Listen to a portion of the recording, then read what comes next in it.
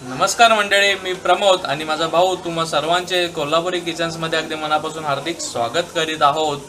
तर मंडळी, आजची आपली ना एकदम स्पेशल रेसिपी आहे, कारण आजची आपली रेसिपी बनवण्यासाठी आलेले जे गेस्ट आहेत ते पण स्पेशल आहेत, त्यांची आपण ओळख करूनच घेणार आहोत।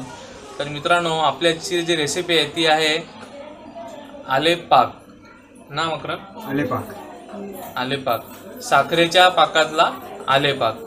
तर मंडळी, आता ही जी रेसिपी आहे ना ती जवळजवळ लुप्त होत चाललेली रेसिपी आहे। म्हणजे लहानपणी जसं आपल्या इथे आलेपाकवाला एक माणूस यायचा आलेपाक घेऊन, त्याच्याकडनं आपण ते आलेपाक विकत घ्यायचो। तर अशी जी आलेपाक बनवणारी जी माणसं आहेत ना ती सुद्धा अगदी दुर्मिळ होत चाललेली आहेत। आणि आत्ता सध्या जो आलेपाक आहे तो फक्त आणि फक्त मोठमोठ्या दुकानांमध्येच मिळतो आणि खूप महाग देखील असतो। तर हाच आलेपाक आपण घरी आज बनवणार आहोत आणि आजची जी रेसिपी आहे ती मकरन बनवणार आहे। तर मकरन, आता रेडी असतो? हो, मी रेडी आहे। नमस्कार मंडळी, मी मकरंद लहू राऊत आणि आज मी तुमच्यासाठी एक खास अशी रेसिपी घेऊन आलो आहे, ती म्हणजे आलेपाक। वाव, आणि अशी एक युनिक रेसिपी दाखवण्याचं काय कारण आहे मकरन? तर कसं आहे, आता पावसाळ्याचे हिवाळ्याचे दिवस जवळ येत आहेत, म्हणजे आलेच आहेत पावसाळा। तर अशा वेळेस काही लोकांना कफाचा, पित्ताचा, खोकला असे त्रास जरूर होतात। तर त्यासाठी अगदी उत्तम असा आयुर्वेदिक औषध म्हणजे हे अद्रक। तर अद्रक आपण असंच नाही खाऊ शकत, तर त्यासाठीच आपण ते साखरेत मिसळून त्याचा आलेपाक तयार करतो व तसं खातो। आणि हा प्रवासाला सुद्धा आपण घेऊन जाऊ शकतो ना, म्हणजे गाडी वगैरे कोणाला लागते, पित्त वगैरे होतं? हो हो, त्यासाठी अगदी चांगला एक उपाय म्हणजे आलेपाक। तर ह्यासाठी जास्त काय साहित्य असं लागत नाही। अच्छा, तर इथे आपण पाव किलो अद्रक घेतलं आहे, ते सोलून आता मी मिक्सरला लावून त्याची बारीक पेस्ट करणार आहे। अच्छा, ओके। हे काय, वेलची पूड? हां, ही वेलची पूड आहे, ती आपल्या चवीप्रमाणे आपण घेऊ शकतो। आता हे आलं मी बारीक तुकड्यांमध्ये असं कापून घेतो आहे। अच्छा, अगदी बारीक असं नाही, थोडं आपल्या हिशोबाने। अद्रक कापा सुटलाय तो, म्हणजे जणू त्याला एकदम प्रॅक्टिसच आहे। तू घरी बनवतो मकरन जेवण? नाही, जास्त जेवण असं नाही, ती डाळ भात किंवा पिठी असेल तर मी नक्कीच बनवतो। तुझं एज काय आता? मी आता 17चा आहे। 17व्या वर्षी तू डाळ भात पिठला वगैरे बनवतो, म्हणजे तू तर आता शेफच झालेला जवळजवळ। ओके। कांदा वगैरे चिरण्यात, टोमॅटो चिरण्यात, भाज्या चिरण्यात मी माझ्या आईची नक्कीच मदत करतो। ओके। आणि आता बाय प्रोफेशन तू काय करतोयस? मी आता पोस्ट SSC डिप्लोमा म्हणजे 10वी नंतरच मेकॅनिकल इंजिनिअरिंगमध्ये डिप्लोमा करतोय। आलं इथे चिरून झालेलं आहे। आता पुढची काय प्रोसेस आहे मकरन? पुढे आता हे जे चिरलेलं आलं आहे ते आपण मिक्सरला लावून त्याची बारीक पेस्ट करणार आहोत। ओके, तर मग आता पेस्ट करून घेऊया आपण डायरेक्ट। तर मकरन, आता आपण सुरुवात करूया रेसिपीला? नक्कीच।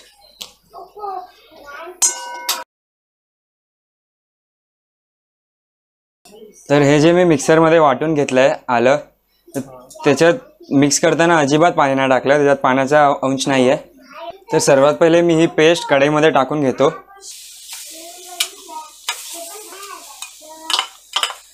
बघा, ही जी पेस्ट आहे ना ती एकदम ड्राय थोडी पेस्ट आहे। तर आता ही जी साखर आहे ती आपण याच्यामध्ये मिक्स करूया। ओके। तर आता ही बघताना आपल्याला भरपूर साखर वाटत असेल, पण आलं हे तिखट असतं, त्यामुळे हे जेव्हा तयार होईल आणि आपण कमी साखर घेतली असेल तर ते भरपूर तिखट बनतं। ओके।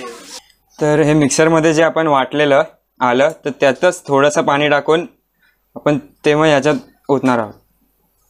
अच्छा, म्हणजे मिक्सरची जी पेस्ट आहे ती पण वाया जाणार नाही? हो हो, तेच।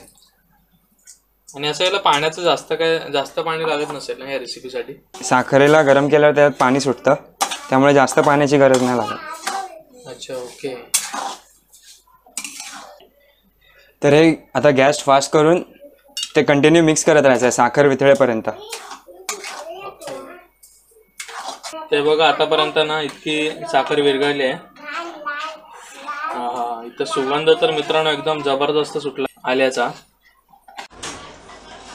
आणि हे बघा मित्रांनो, आतापर्यंत ना इतकं मेल्ट झालेलं आहे।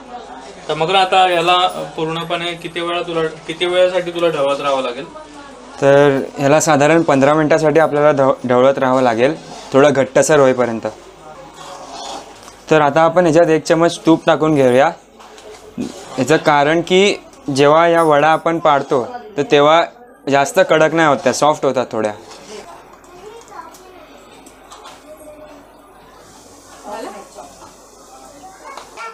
असं ढवळत राहावं लागतं कारण ते चिटकून बसतं खालती ना. ओके. तर आता आपण ताटाला थोडं 1 चमच तूप लावून घेऊया, जेणेकरून जेव्हा आपण हे पाक जेव्हा त्याच्यात काढू तेव्हा ते चिटकणार नाही ताटाला. तुपाच्या बदल्यात तेल कोणाला लावायचं असेल तर मग लावू शकतात. हो लावू शकतात, खोबऱ्याचं तेल लावायचं. अच्छा.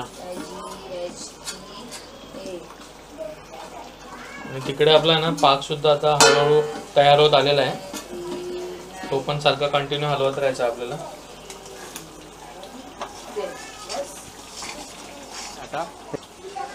तर हे आता जवळपास झालं आहे. हां. तर आता आपण वेलची टाकून गॅस घालूया.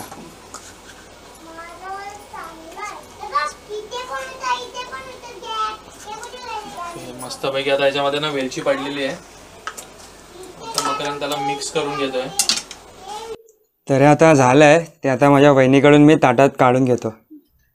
तर हे आधी थोडं असं पसरवून घेऊया. आता हे डिशनी करतोय मकरंद, म्हणजे छान प्लेन होतं. डिशला सुद्धा तू तूप लावून घेतलंयस ना. तर डिशला थोडंसं तूप लावून घेतलं. ओके. बघ आता ना इथे मकरंद वड्या पाडतोय.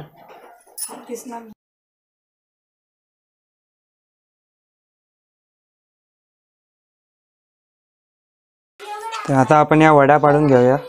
ज्या कुस्करलेल्या कडा होत्या त्या आम्ही काढून घेतल्यात आणि आता असा चौकोन बनवून घेतला. आणि या वड्यात ना लगेच आपल्याला पाडून घ्यावे लागतात मित्रांनो, नाहीतर ना हे सारण आहे ते लगेच कडक होतं. तर आता ना अशा प्रकारे आम्ही या वड्या पाडून घेतो.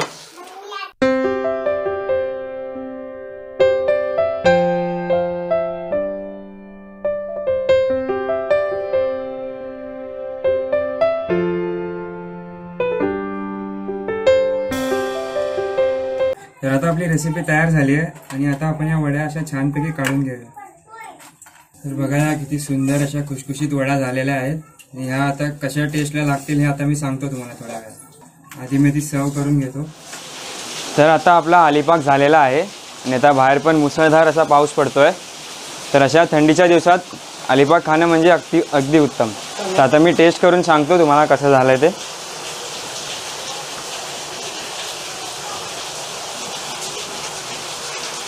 वा, तर मंडळी अगदी खुशखुशीत असं थोडं तिखट थोडं गोड असं अगदी छान असं अलिपाक झालेलं आहे. तर तुम्ही असे अलिपाक तुमच्या घरी बनवा आणि जरूर खा. तर माझी रेसिपी कशी वाटली ही कमेंट बॉक्समध्ये नक्की कळवा आणि काय चुकलं असेल तर माफ करा आणि आता सजेशन असतील तर ते नक्कीच सांगा.